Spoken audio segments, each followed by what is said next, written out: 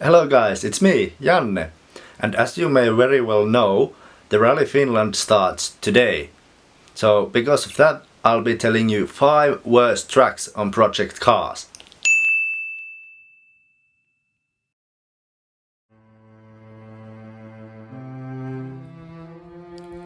This is the car that I'll be driving in this video. The Mercedes-Benz 190e Evo 2 DTM. It helped Mercedes win the Constructors' Championship in DTM twice. It is a very iconic car and one of the best in the history of DTM. This actual car has delivery from a Keke Rosberg driven car, and it has the logos of Nokia, the Finnish cell phone maker, all over the car, so you could say this car is filled with Finnish pride.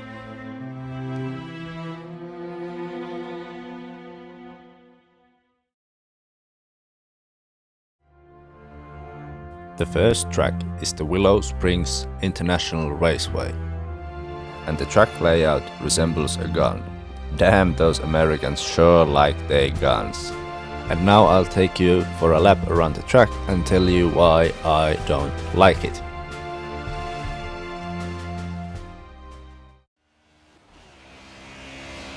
Here we are on a lap. Across the line, the lap starts, and the first thing that I noticed that there are no marker boards that would tell you how many meters are to the corner, like 300, 200, 100 and so on. Instead, there are cones. So when I'm driving, I need to be counting the cones when approaching a corner, like 1, 2, 3, oh shit, now I need to brake. And that's not what you want to be doing while you're supposed to be driving as fast as you can all the way to the maximum to do the best lap times and to win the race. And also we can see that there's little to none safety barriers over there protecting the crowd if a car runs wide and hits the audience. So it's gonna be a sad headline in a group of all so happy headlines that we get nowadays. But yeah, the absence of the marker boards gives the track that kind of a feeling that two drunk middle-aged men have built the track while being drunk. So that's not a good combination for a place where cars will be driving over 200 kilometers per hour. At least I wouldn't want to do that over there. And now through the last right-hander and back to the start-finish straight. Also, the pits on this track are just horrible. There are no garages at all. But now we have a special video about a driver who loses control over his car, and let's see what happens. Oh, that doesn't look that safe to me. But the one good thing on this track is that it is so far away from everything else that I don't think there will be any spectators who could be killed on the crashes caused by the lack of safety in this track area.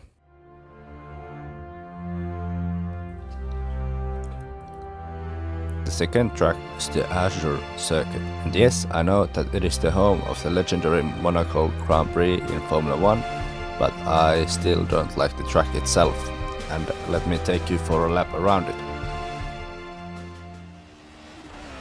The first reason why I don't like the track is that because it is so bumpy that it is almost unraceable.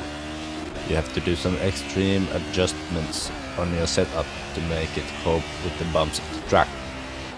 Also, I don't like the track because it's quite slow and it doesn't have any good straights or fast corners, and I think those are the best parts in racing, especially the fast corners. And also the track is really narrow, so you don't have any good spots for overtaking, and it usually just driving around in queue until someone makes a mistake and everyone can pass him, so it doesn't provide interesting races. Also, the runoff areas in this track are non-existent. The only proper runoff areas are at the chicane after the tunnel, and yeah, that's it. Wouldn't call the other runoff areas that good.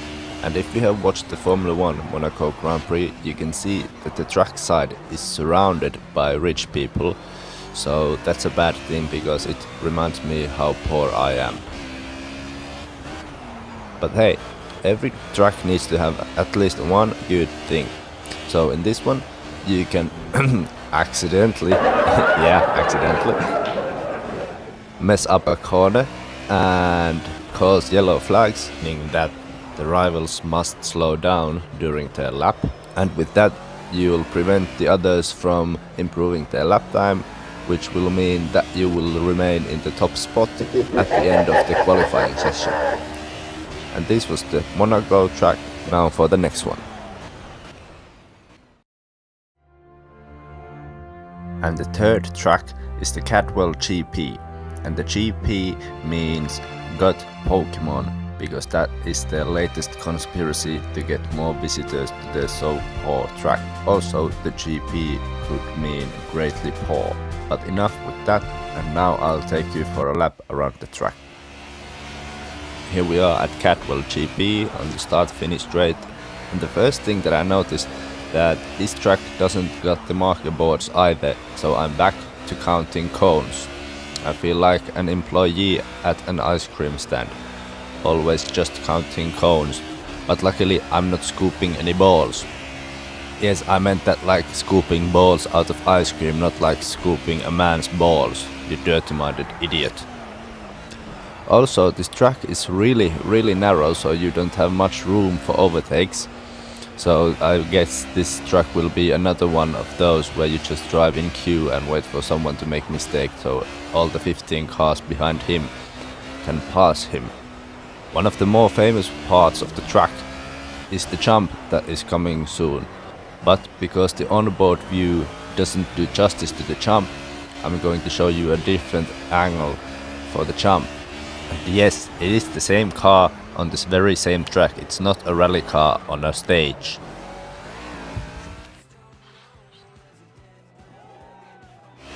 See, that's insane to have a jump like that on a racing track. Like really, who makes these jumps on these tracks? It's not rallycross or monster truck races. It's circuit racing, goddammit. And the last bad thing is that the pits are pretty much non-existent. You can fit only like 5 or 6 cars to the pit, and if you blink while driving through the pits, you'll already miss it.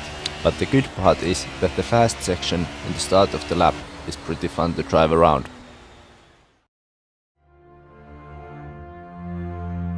The fourth track is the Rowan Les Essarts, and I think that might be French for a huge sperm cell, since that's what the track map looks like. But enough with the talk, and I'll take you for a lap around the track. And here we are at the huge sperm cell, and first thing that we noticed that there are no marker boards on this track either, so apparently drunken middle-aged men build a lot of tracks while being drunk. Let's hope that trend will end soon, because I don't want to die on this track, or I don't think anyone else wants to die on this track either. Other thing that we can see that there are little to none safety barriers and or run-off areas, so this is basically like a street circuit but just in the woods. Doesn't make sense. Now we are accelerating through the right-hander and coming to the most surprising part of the track. Just wait for it and you'll be rewarded for your patience. Oh, there, can you see? There was actually a marker board on this track. A marker board on this track. There were probably another one. And the third one. They were really drunk when they were building this, because they put those there, or probably they were just on sale, like 3 for the price of 1.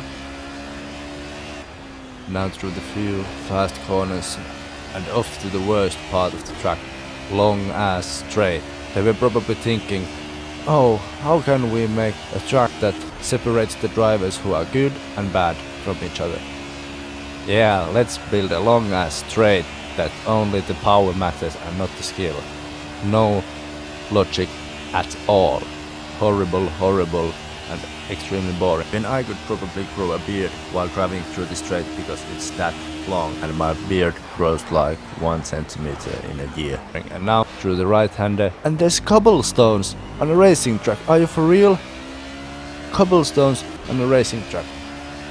Only acceptable non-asphalt surface on a racing track is the brickyard's brick line at the start-finish straight, but that's the only one. But the good part of this track is that it doesn't exist anymore, since it was torn down in 1994. And the most horribly worst part of the track is that you can't do a proper wall ride on these banks. They just reject you faster than girls rejected me when I was in high school.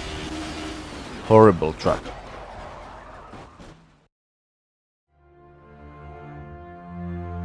And the last track of the video is the Watkins Glen GP, and let me take you for a lap around that as well. And here we are at the Watkins Glen GP, arriving to the first corner, which is rather bumpy, and the curb on the inside is extremely difficult. It usually upsets the balance of the car and you'll end up in the wall. And the curb over here at the left-hander just surprisingly stops. It's a bigger surprise than when you are making out with a girl and then you find out that she has a dick and she is a he. But enough of that. At least here there are enough marker boards that show you the places where to start braking. And well, just when I said that, here's none. So I look like an idiot once again. Or sound like an idiot. Who cares? Who cares? Now through the fast left-hander, sweeping a bit downhill. This is actually quite a good track, but there are some bad parts in this as well. For example, this corner, if you are driving a faster car, you need to start braking before the marker boards, so they are basically useless. Now through the uphill and through the straight, and now you have time to admire the orgasmic sound of the Mercedes engine as it revs higher and higher when I speed through this straight. Now it was this corner that where you have to start braking before the marker boards. My bad. The previous corner was actually good. And then there are really bad adverts. They are like lighter adverts, and all of us know that buying a lighter leads to smoking, and smoking leads to using drugs, and drugs leads to death. So it's bad. And also, always when I see cheesy adverts, I get excited because I think they are Lego adverts, but I always have to be disappointed. And here is the best part of this track. You can exit anytime you want.